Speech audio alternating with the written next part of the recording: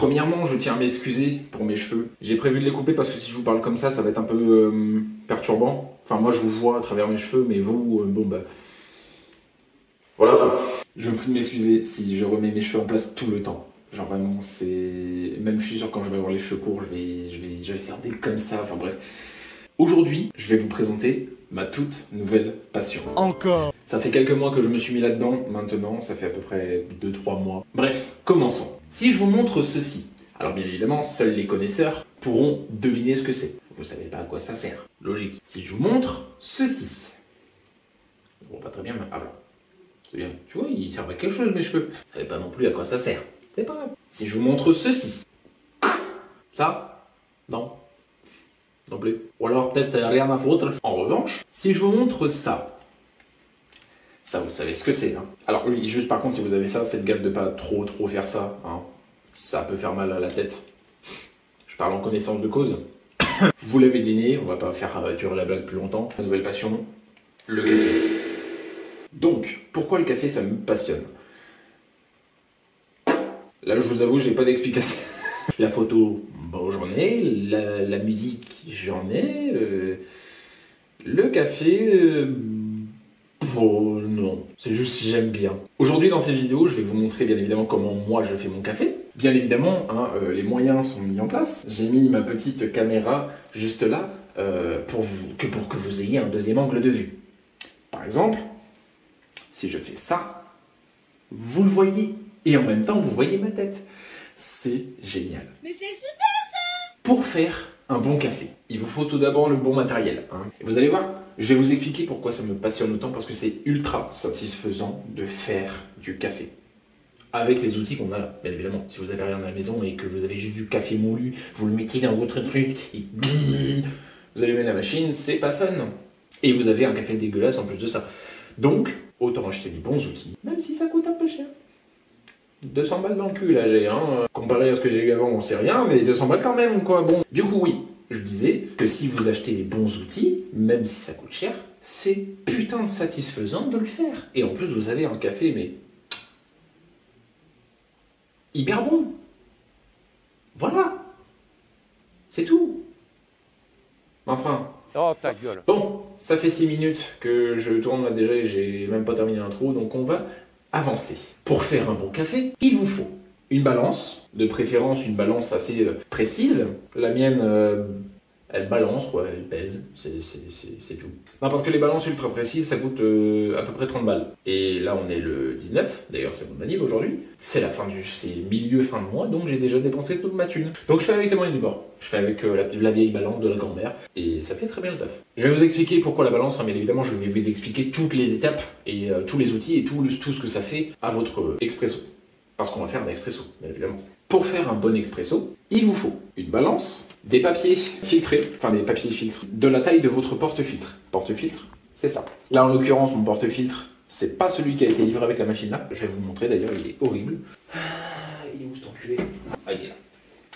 Donc, voilà le porte-filtre qui a été livré avec la machine. Il est dégueulasse. C'est ce qu'on appelle un porte-filtre pressurisé. C'est la pire merde qui existe sur Terre. C'est pour ça que je vous conseille d'investir dans un porte-filtre sans fond. Ça coûte à peu près 30 € et ça fait très bien le taf. Là, j'ai un joli manche en bois d'ailleurs qui est très confortable. Donc du coup, papier filtre, balance. Papier filtre, les 400 pièces, ça vaut à peu près 9-10 € sur Amazon. Le porte-filtre, il m'a coûté 28 € sur Amazon aussi. La balance, grand-mère. Bien évidemment, le moulin à café, sans quoi vous ne pouvez pas faire de café. Pas un bon café en tout cas. Il vous faudra des petits flacons, de spray, tu vois,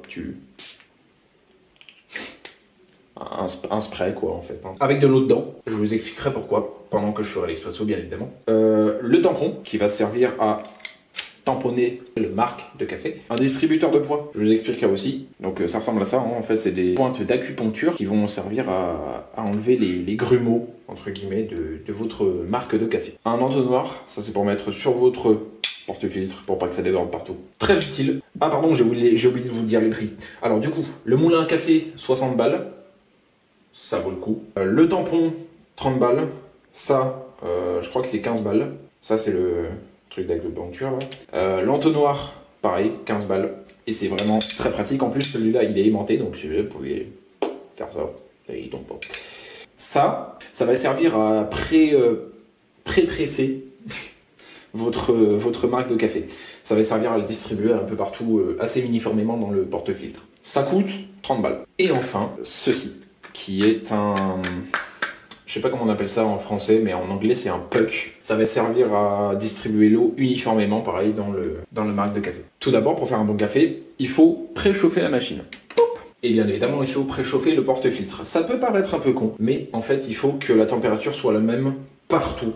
Même dans le verre à expresso. Or là, en l'occurrence, je ne vais pas le préchauffer parce que on s'en fout un peu. C'est juste le porte-filtre qui est important parce que ça va déterminer la saveur de votre expresso. En attendant que la machine chauffe, nous allons moudre notre café. C'est pour cela qu'il nous faut une boîte hermétique pour stocker le café. On va enlever le bas de notre moulin à café.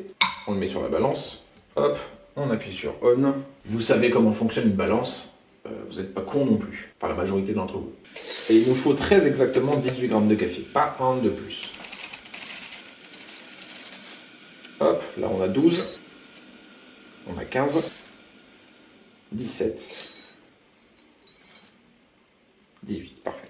Donc là, on a nos 18 grammes de café. Et maintenant, ce qu'on va faire, c'est qu'on va prendre notre petit spray à eau et on va arroser les grains. Alors attendez, juste parce que ma balance est éteinte, parce que c'est une sombre connasse. Parce qu'il faut que je garde la balance allumée, sinon elle s'éteint automatiquement. Ça, c'est casse-couille.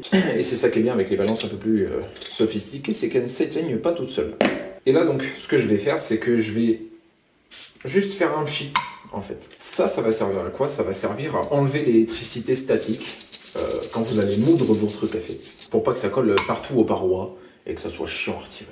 Parce qu'honnêtement, c'est bien casse-couille à retirer. J'ai déjà oublié une fois de le faire, je n'oublierai pas deux fois, t'inquiète pas mon gars. Ensuite, on met les grains dans le moulin à café. On essuie bien notre récipient, faut qu'il soit bien sec, quoi. Bien secos, pour éviter que les grains de café ne collent partout, bien évidemment. On le refixe en bas, on met la poignée du moulin. Là, les enfants, ça va être la partie bien chiante, ça va être la partie où on tourne. Ouais, trop cool. Je vous retrouve à la fin. Ah, c'est fini. Donc là, on tape un peu pour bien rediriger les grains vers le fond, en essayant de ne pas péter votre moulin. Et là, vous voyez, j'ai quasiment aucun résidu de poudre. On vérifie qu'on a toujours 18 grammes. Et ensuite, ce qu'on va faire, c'est qu'on va le mettre dans notre porte-filtre.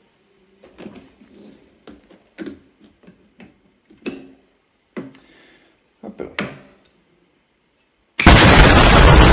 Notre porte-filtre est bien chaud. On va enlever toute la condensation qu'il y a dedans. Il faut qu'il soit parfaitement sec. On met notre petit filtre au fond, pas au-dessus. Donc on en prend un, on le met au fond. Peu importe le sens, hein, bah les couilles. On met le petit entonnoir et on va venir verser notre café. Donc on essaye d'en perdre le moins possible. On prend les aiguilles d'acupuncture et puis on va essayer de... Enfin, on va faire en sorte de mélanger, enfin de touiller un peu. On va commencer par le fond et puis on va terminer par le dessus. En essayant bien évidemment que ce soit bien uniforme. Et là, je sais que je vais en foutre partout. On prend notre truc, ça là. Je sais pas exactement comment ça s'appelle hein, en français. Que la majorité des vidéos que je regarde sont en anglais. Et on tourne, on tourne, on tourne. Voilà. Mais vous allez vous retrouver avec quelque chose qui est assez plat, qui est assez uniforme. Ensuite, on prend le tampon, on le met là. Et on appuie. Juste on appuie quelques fois et ça fait parfaitement le tas. Voilà, voilà. Et là, on va mettre... Yes. Donc là, on va venir mettre le puck en essayant de pas trop le toucher pour éviter de le contaminer en quelque sorte. Et on vient le déposer délicatement. Ensuite, bien évidemment, on met notre petit porte-filtre dans la machine. On visse bien. Et puis, on attend que la machine rechauffe. Parce que cette connasse, elle a décidé de refroidir.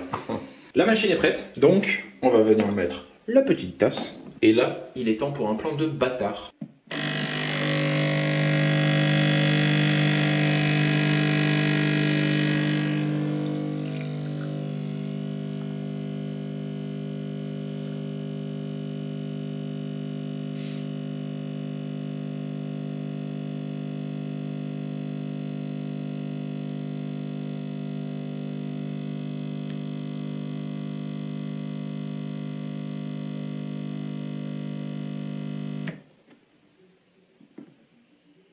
Et voilà, là vous avez un très très bon expresso et vous rajoutez bien évidemment une cuillère de sucre dedans si vous aimez le café avec du sucre, quoi, tout simplement. Sur ce, c'est la fin de cette vidéo. N'hésitez pas à vous abonner, hein, à lâcher un petit like, etc.